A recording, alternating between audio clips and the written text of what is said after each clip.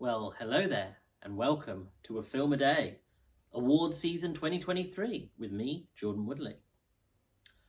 I wasn't sure I was going to get an opportunity to talk about Damien Chazelle's Babylon. It hasn't done well, particularly in the commercials, because currently at a $78 million budget, domestically, it's only made 24.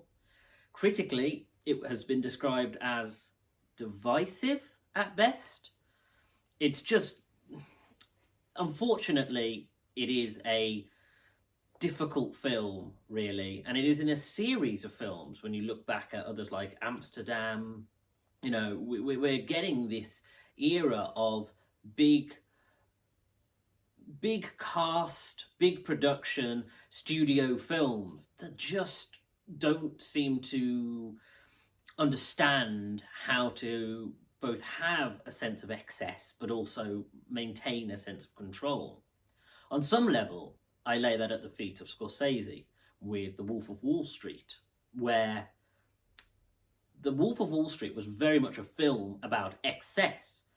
And on a metatextual level, I think Scorsese wanted to make it a film of excess about excess. And so it's 3 hours long. And by the time you get to the end of the film, you feel exhausted. You feel spent, just like Jordan Belfort.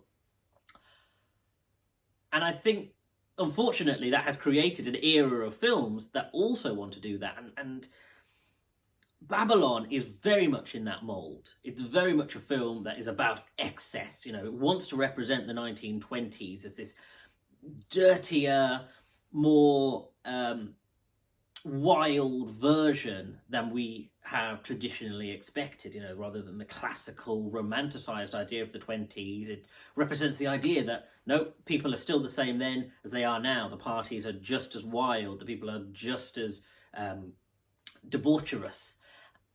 And it succeeds. And it makes me think about Baz Luhrmann. Because Baz Luhrmann, almost universally across his films, always started big. Always had these giant opening set pieces that would run for a good length of time before the film would settle into a rhythm. And it wasn't that the film went big and then went small and stayed small. But he knew that in a almost like theatrical background tradition, he knew that you needed to grab the audience with something big, a big set piece, and then maybe something smaller and smaller and smaller, and then you'd calm down, and then maybe you'd build to a crescendo.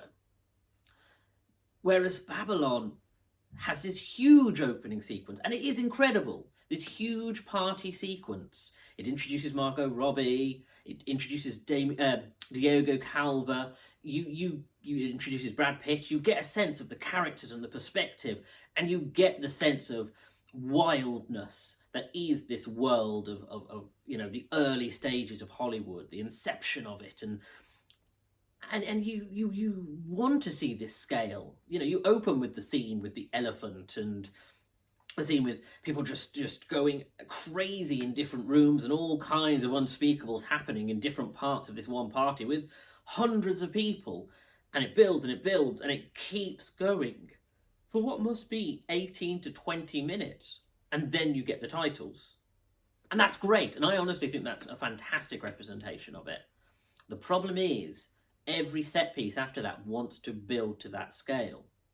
The problem is that you get the next set piece, which is about the filmmaking process, and that has a huge scale with the actors on set and the people, and you just get this sense of, oh, again, you're going to have this big production set piece with Diego Calva being chased by hundreds of people, and like a Wild West set, and again you have the scale, and you think second time is great. But then he does it a third time, a fourth time, a fifth time, and you get to a point where you think, this film needs control.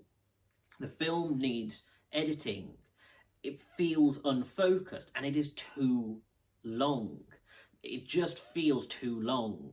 It feels like there's too many characters and subplots and themes, and it feels unfocused. Because I do think You get a great performance from Margot Robbie. You get a great performance from Brad Pitt. And you get a great performance from Diego Calva. And I think they're the core of the film.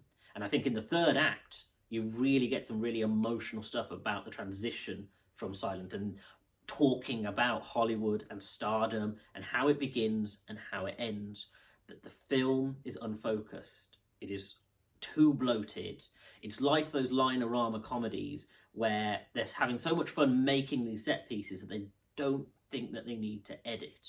And I think that's where it goes wrong. I think there's maybe a 2-hour film, maybe even shorter, that is perfect, contained within an hour longer film, a film which is 2:45. And I think that's where it's gone wrong.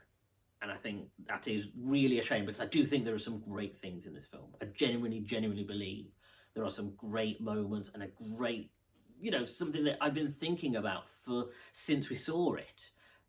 But it just isn't, it is caught up in too many other things. And I think that is a shame.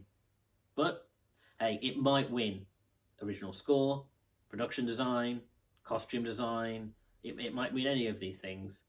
But I don't know, it is a representation of wasted potential. Thank you for joining me. See you next time.